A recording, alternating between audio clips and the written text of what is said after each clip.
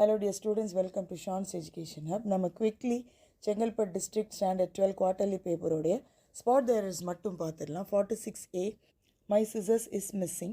Scissors வந்து ஒரு plural noun, அது வந்து plural verb தான் எடுக்கும், அதனால my scissors are missing. Scissorன்னு எப்பயுமே யூஸ் பண்ணக்கூடாது, scissorsன்னு தான் நம்ம யூஸ் பண்ணணும். B, she prefers coffee than tea.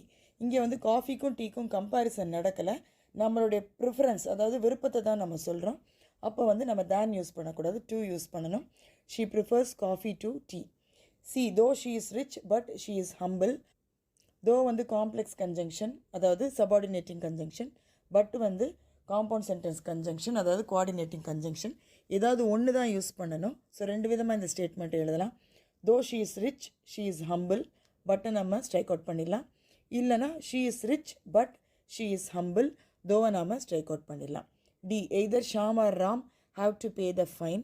இதில் வந்து இந்த எய்தர் ஆர் நெய்தர் நார் வரும்போது நார் ஆருக்கு அப்புறம் வர்ற சப்ஜெக்ட் தான் வந்து வேர்பை எடுக்கணும். ஸோ ராம் வந்து இங்கே சிங்குலர், அப்போது சிங்குலர் வேர்ப் வரணும்.